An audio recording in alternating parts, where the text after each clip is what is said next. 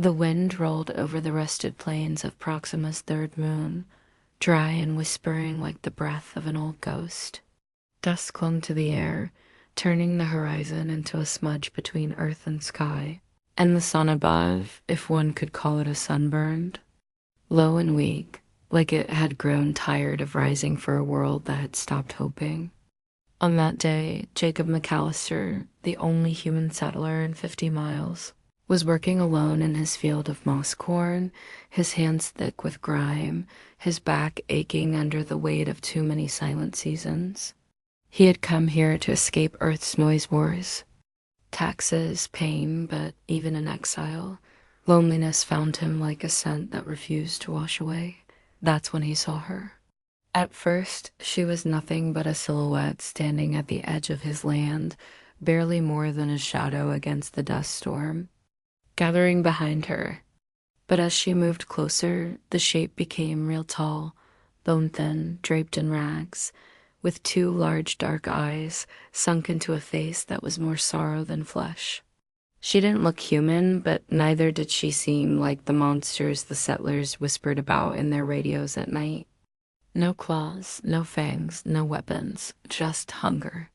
And clutching her leg, wrapped in faded cloth, were 3 tiny creatures' children, perhaps curled up like sleeping pups, unmoving, their skin dry and pale like fallen ash. Jacob stepped forward. Without thinking, shotgun in hand, though it hung loose at his side, more out of habit and fear. The alien, if that's what she was, did not flinch. Instead, she raised one trembling hand and spoke in a voice that cracked like old glass, but carried the weight of desperation that needed no translator. "I will work your fields," she said, eyes locked with his. "Dig your soil, tend your crops, clean your waste. Just feed them." She looked down at the children as if the words themselves might nourish them. "They have not eaten in days. The city cast us out, said we were too many. Too weak. Please. Human." The last word hung in the air like a wound. Jacob didn't respond. He just stared at her hollow eyes, her cracked skin, the sharp angles of her bones. He had seen hungry things before, dogs on Earth, rats in colonies, even human thieves, but this was something else. There was no cunning. In her, no bargaining. Just a mother too broken to beg, offering the only thing she had left herself. Behind them, the dust storm crept closer, licking the sky with teeth of orange and gray. He had no shelter to share, no spare rations to waste, and yet something ancient stirred in him then, not duty, not pity, but something older, the kind of thing that whispered when you saw a child cry, or a creature kneel in front of death and still choose to ask for life. Jacob lowered his gun and said nothing. Not yet. The wind howled louder. The woman did not move. Her children did not stir. The sky, too, seemed to wait. And in that silence, something more important than survival began to take root. Jacob didn't answer with words at first. He simply turned, walked to the shed where his water tanks were stored, and came back carrying a rusted tin cup and a plastic bottle filled with barely filtered rainwater. The alien mother's eyes widened not in fear, but in disbelief, as though the offer of something so simple felt like a miracle. She didn't reach for it herself. She gently unwrapped the cloth bundle at her feet, revealing one of the children frail, silent, eyes sunken, breath shallow. Jacob had seen corpses with more life. The mother lifted the child's head and helped guide the cup to the cracked lips. A tiny slurp, a flutter of breath, a slow, weak blink. Jacob watched with a heaviness in his chest he hadn't felt in years. He handed her the bottle and said, "There's more in the tank, but go slow. Too much at once will kill them." She nodded, almost as if bowing, though it didn't feel like submission. It felt like grief softened by hope. Jacob cleared his throat. "You got a name?" The mother looked confused. She blinked slowly, then shook her head. "We had names," she said softly, "but they were taken when we were driven out. We do not speak them, not anymore." Jacob scratched his beard, uncomfortable. All right. Well, I'm Jacob. This here's my farm. Not much, but it's livin'.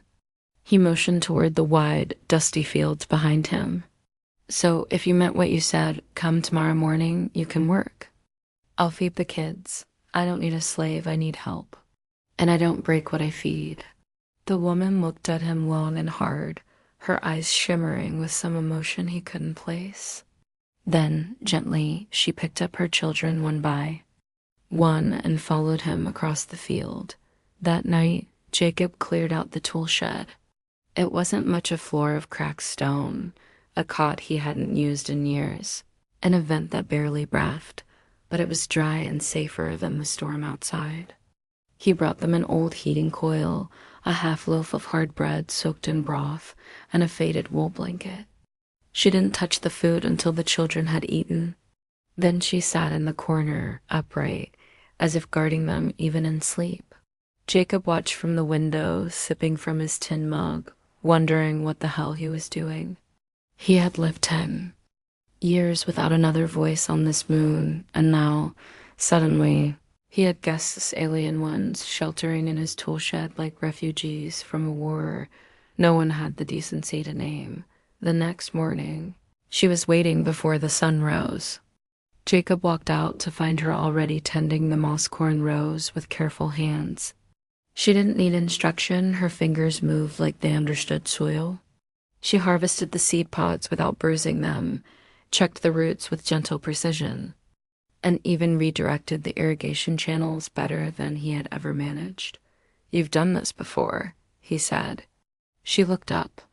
"We once fed millions before the droughts. Before the cities burned our farms and took our seeds for profit." Jacob didn't ask who they were. He'd lived long enough to know that they changed faces every few years. But the cruelty stayed the same. At midday, he brought her a lunch of warm broth and protein paste.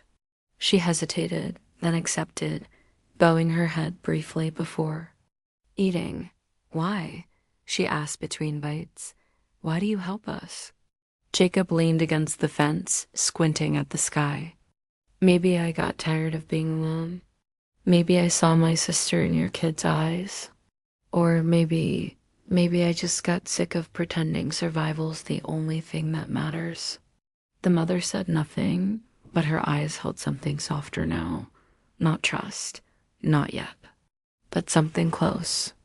That afternoon, one of the children, barely strong enough to walk, toddled out of the shed and tried to touch Jacob's boot.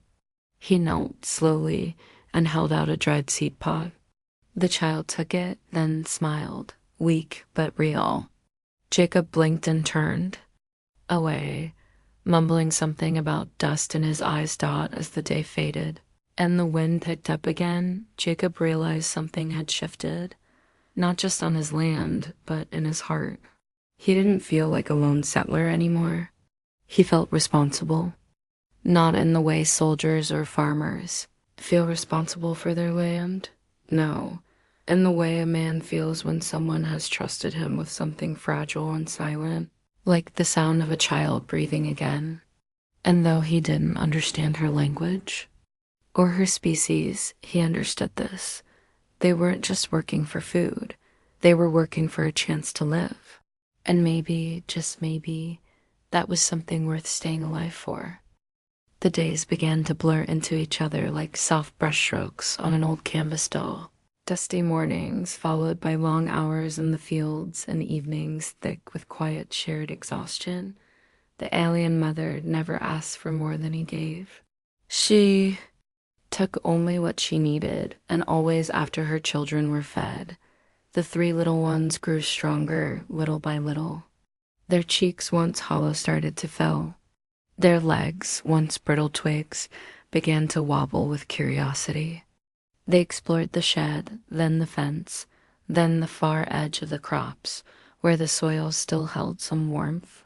Jacob would catch them chasing shadows or stacking pebbles, their strange chittering laughter sounding like wind brushing across wind chimes. He had never been fond of children, not since the plague took his niece back on Earth, but these weren't burdens. They were proof. Proof that something still lived in this dying corner of the galaxy. He never asked her name again, but one evening, as they sat near the fire pit he dug beside the shed, she offered it anyway.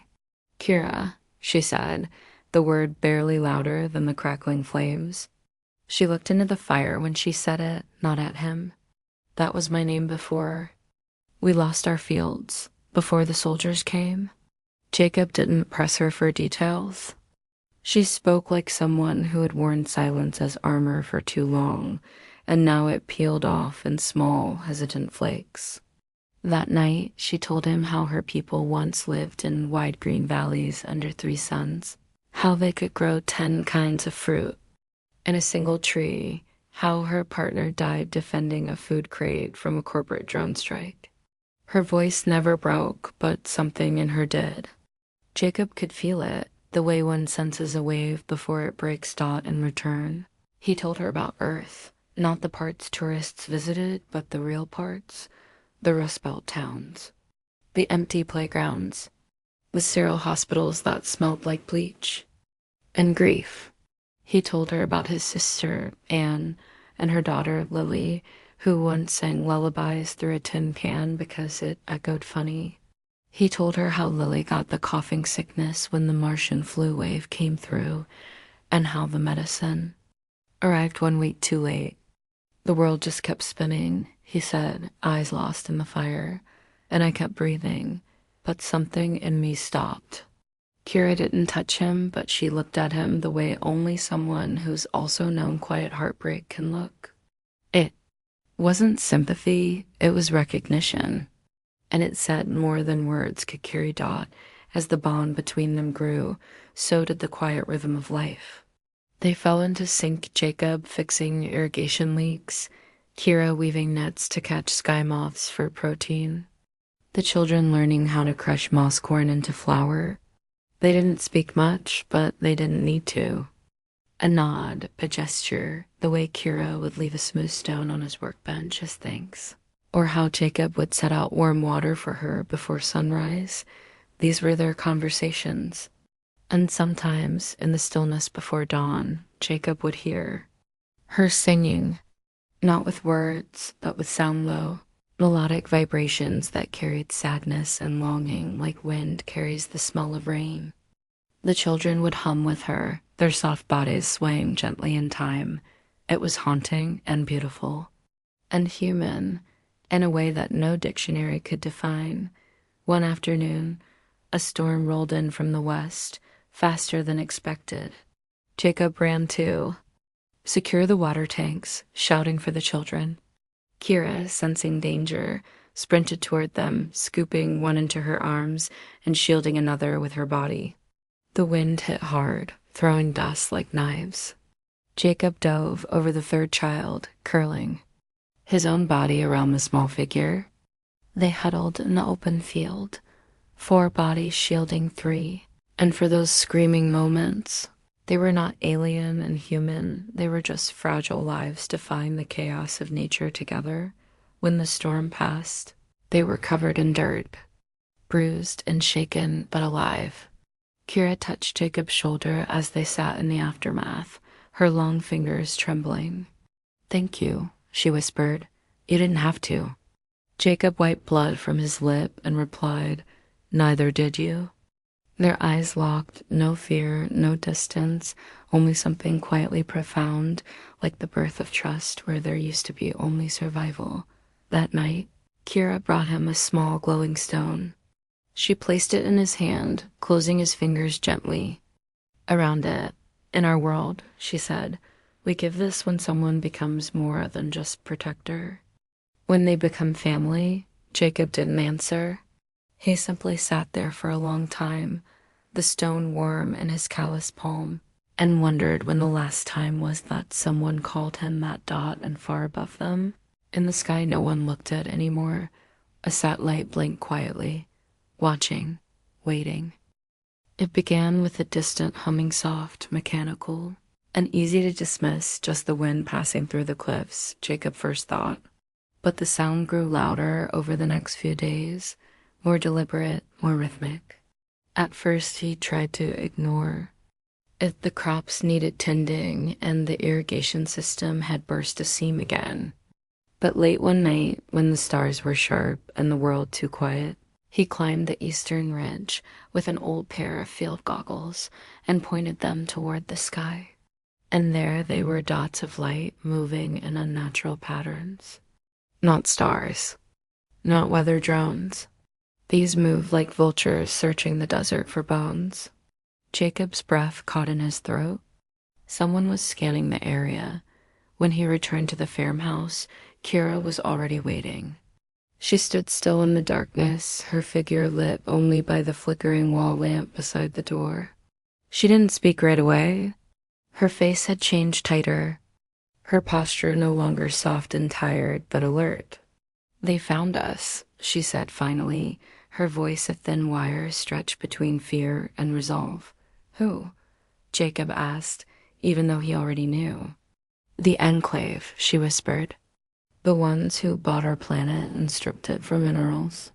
The ones who taxed our air and called our children unregistered life forms. The ones who called mercy unprofitable." Jacob's fists clenched. He had heard of the Enclave corporate, governments disguised as salvation. They arrived offering infrastructure, medicine, peace. Then they privatized rainwater, levied oxygen taxes, and built walls around cities that only the rich could enter. Kira continued, her voice colder now. "When we fled, they tagged our ship with a biosignal tracer. I thought it died with the crash, but it must have reactivated." She looked at her children, sleeping peacefully in the shed. "They're not here for me. They're here for them. Mixed species offspring, unrecorded, unlicensed. To them, that's a threat to their purity codes, a liability, a resource inefficiency." Jacob's stomach turned. "So, what do they do?" he asked, though he feared the answer. Kira didn't blink. "They erase." There was a silence between them then, broken only by the creaking of the windmill overhead. Jacob looked down at the stone she had given, him still glowing faintly on his workbench. Family. That word echoed through his ribs like a distant drum. He turned to her. "How long do we have?" 2 days, she said. "Maybe 3. I saw their drones tonight. They're still scanning, but they will land, and they don't come to talk." The next morning, Jacob was already up, digging through crates in his cellar. Old radio jammers, impet mines he swore he'd never use again. A camouflage net from his militia days. He hadn't been a fighter in years, not since he walked away from Earth's burning cities and their endless, senseless wars. But muscle memory returned fast when the stakes were real. He wired the perimeter, recalibrated the signal dampeners, and set up a false data beacon half a click east to throw off satellite scans. Kira watched in silence at first, then began helping, efficient, calm, precise. She wasn't just a farmer or a mother. She was someone who had survived extermination and learned to keep moving. Now she moved like someone who was done running. Later, that day, as they patched holes in the shed roof to keep the children dry for what might be their last few nights, Jacob paused and asked her something that had been gnawing at him. "Why didn't you just keep running?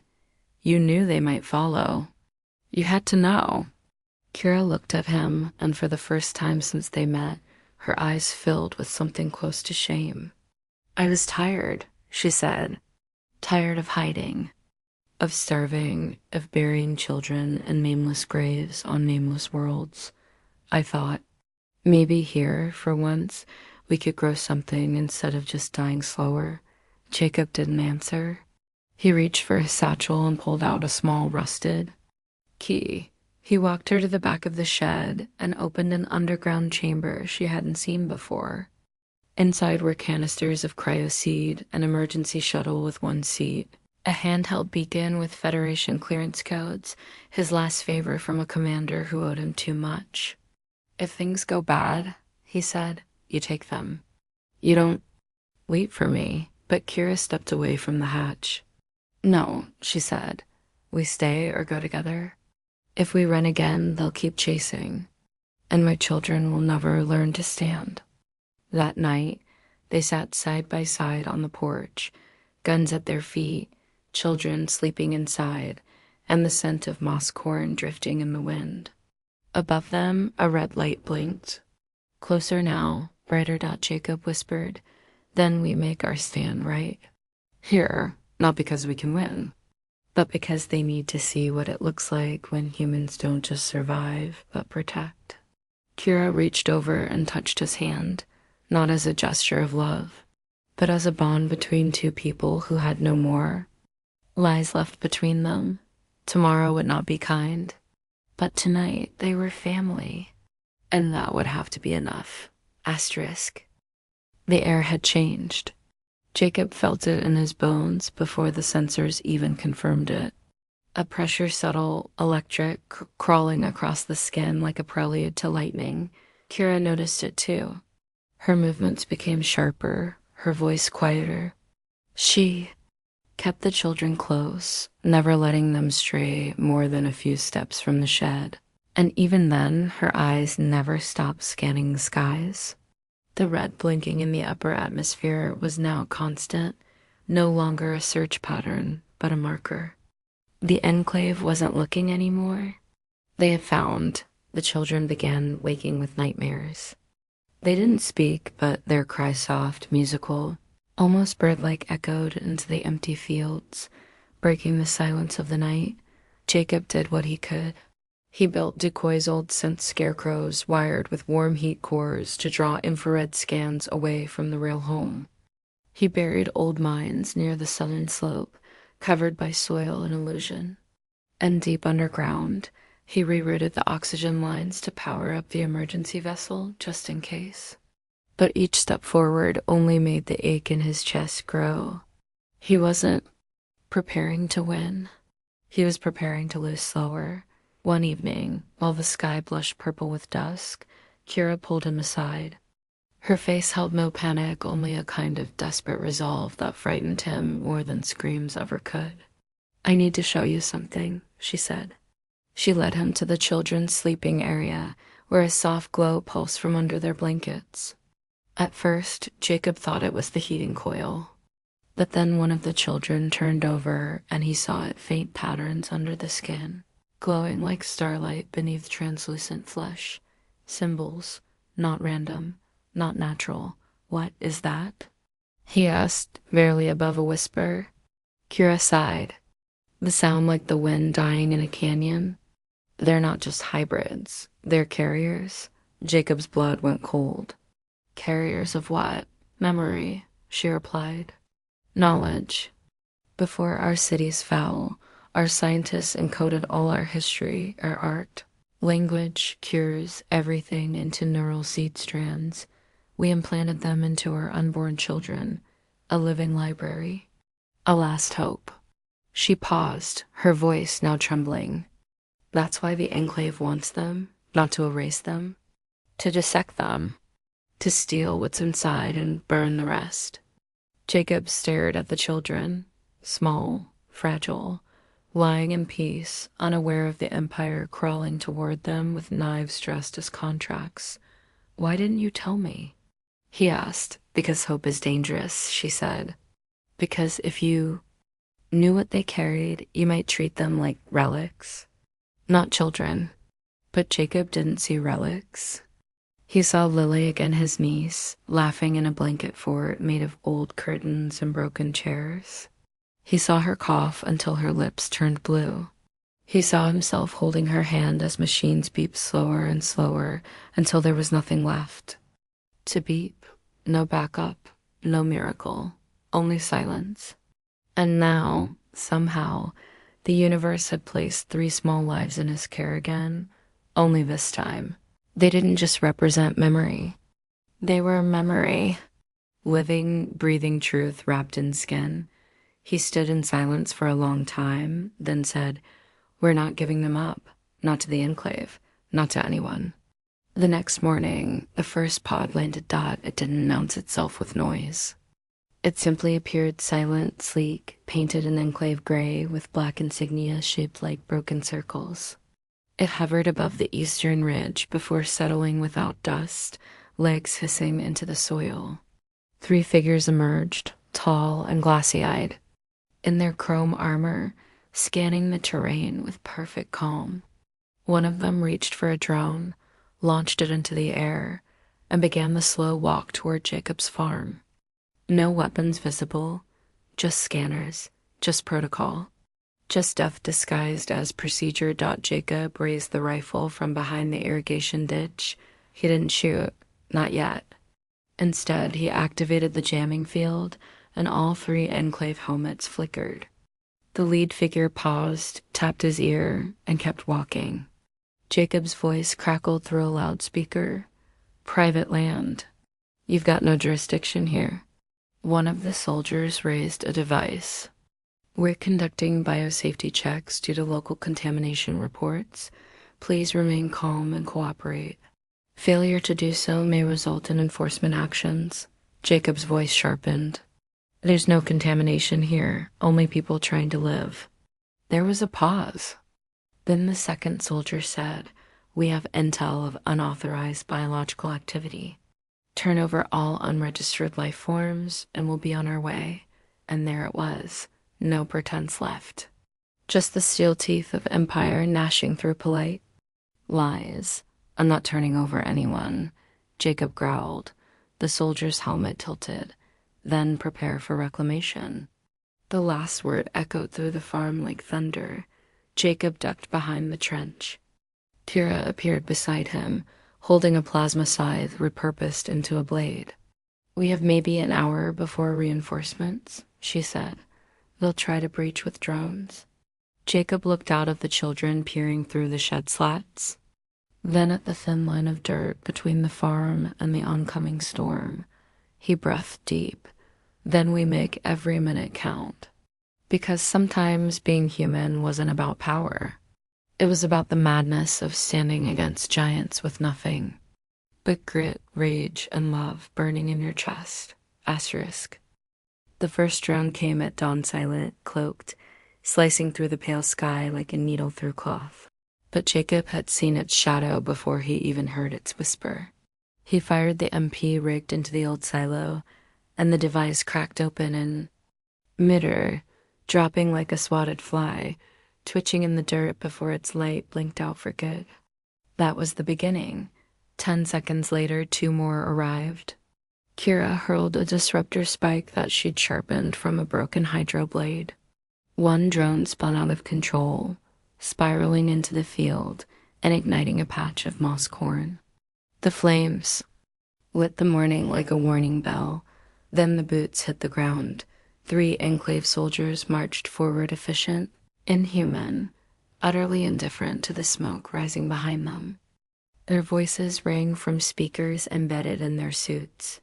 "Final notice. Cease interference. Surrender unauthorized subjects or face enforced resolution." Jacob didn't wait. He pulled the trigger on the improvised turret hidden beneath the cart. The projectile slammed into the center soldier's chest, toppling him like a felled tree. He didn't move. The other 2 responded instantly, aiming plasma casters toward the shed. "No!" Jacob roared, diving across the field. He fired 3 quick shots, one connected, melting the barrel of a caster. The other soldier twisted and raised a shield, pushing forward through the smoke. Kira emerged behind Jacob, her blade singing.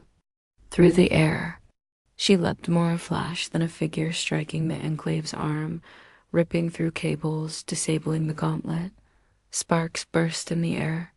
The soldier turned, faster than expected, and slammed her into the dirt. "Kira," Jacob shouted, lunging forward. But another plasma bolt zipped past his shoulder, burning a trail into the ground. The shed door opened, and one of the children stepped out. Small, barefoot, glowing. "No, get back." Kira screamed, crawling to her knees, but the soldier froze, not from hesitation, from confusion. His suit scanners, lit up in the visor, began flashing red with data overflow. The child's presence, unquantified, unreadable, scrambled their interface. The soldier raised a hand, maybe to reactivate targeting, maybe a call for backup. Jacob fired again. This time, the shot hit the joint in the shoulder. The armor cracked. The soldier fell to one knee. Kira, bloodied and furious, rose again and finished the job, slicing the enclave seal clean off his chest. The soldier collapsed in silence. The field went quiet. 2 bodies burned. One lay stunned, twitching. Smoke curled up to the dull sun, and for a breathless moment, it seemed like it was over, but it wasn't. From the sky, a new shape appeared, sleek, black, sharp like a scalpel. The Enclave command vessel. It didn't land. It hovered, menacing, hungry, filled with eyes and algorithms and the weight of empire. A voice boomed from its underbelly, cold and metallic. Resistance recorded. Children identified. Extraction protocol activated. A mechanical bay opened, revealing 4 aerial harvesters, silver, clawed, pulsing with electric hum. Jacob's hands trembled. He'd never seen tech like this. Not even on Earth. They'll take them, he whispered, cut through everything. Kira was panting, her side bleeding. Then we give them something to choke on. She turned to the child, still standing outside the shed, glowing with the living knowledge of a lost world. You must go, she said softly. No, but the child shook its head, not in fear. In defiance. It stepped forward and raised it, hand toward the sky. The light beneath its skin pulsed brighter until it wasn't just glowing. It was burning. Jacob shielded his eyes. What's happening? The code inside them, Kira said breathlessly. It's activating. It knows. They're in danger. The ship shuddered. One of the harvesters dropped mid-flight, spiraling. The child took another step. Its siblings emerged beside it, both shining now, vibrating with low, harmonic frequency. The sky-grown dot, and then the impossible happened. The Enclave vessel faltered. Its engines stuttered. Its sleek hull trembled. The AI core inside was being attacked not by force, but by memory. The ancient code encoded in the children's minds began overriding the drone ship's command systems. Data billions of lines of living code streamed silently through the air. Invisible but undeniable. Jacob watched in awe as the massive ship began to spin slowly in place, its lights flickering like candles in a wind. They're doing it, he whispered. They're fighting back. The Enclave's voice crackled again, fractured this time. Unknown interference detected. Systems failing. Then silence. The ship fell slowly with strange grace into the horizon, crashing. Into the far ridge in a silent eruption of dust and metal. The children collapsed to the ground. Jacob ran to them, heart pounding. They're breathing, he cried. Kira, they're alive.